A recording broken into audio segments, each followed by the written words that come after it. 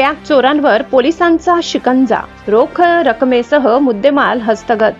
परराज्यातून येऊन महामार्गावर दहशत माजविणारी टोळी पकडली. नमस्कार, आपण पाहतात परिवर्तन 24 न्यूज.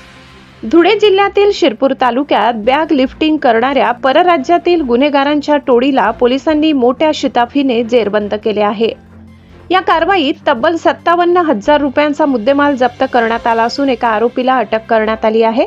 दिनांक 5 मे रोजी सायंकाळी 5:30 वाजेच्या सुमारास सांगवी गावाच्या शिवारातील मुंबई इंदौर राष्ट्रीय महामार्ग क्रमांक 52 वर ही घटना घडली होती. देवमोगरा चहाच्या हॉटेलसमोर उभी असलेल्या इनोव्हा गाडीतून फिर्यादीची बॅग अज्ञात चोरट्यांनी लंपास केली होती. या बॅगेमध्ये रोख रक्कम, विविध बँकांचे एटीएम आणि debit card, PAN card, Aadhaar card तसेच ड्रायव्हिंग लायसन्स यासारखी महत्त्वाची कागदपत्रे होती. या प्रकरणी शिरपूर तालुका पोलीस ठाण्यात भारतीय न्याय संहिता कलम 303(2) अंतर्गत अज्ञात आरोपी विरुद्ध गुन्हा दाखल करण्यात आला होता.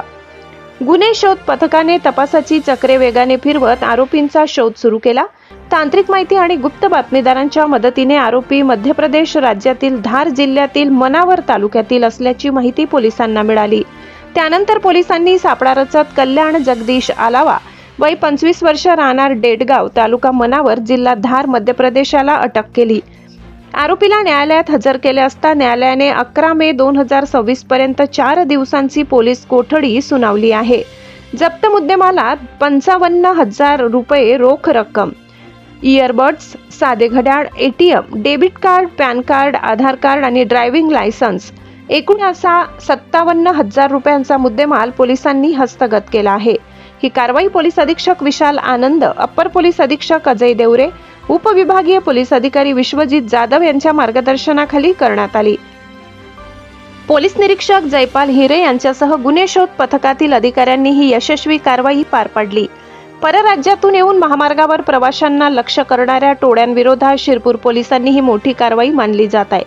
अशाच ताज्या आणि विश्वासार्ह बातम्यांसाठी पाहत रहा परिवर्तन 24 न्यूज.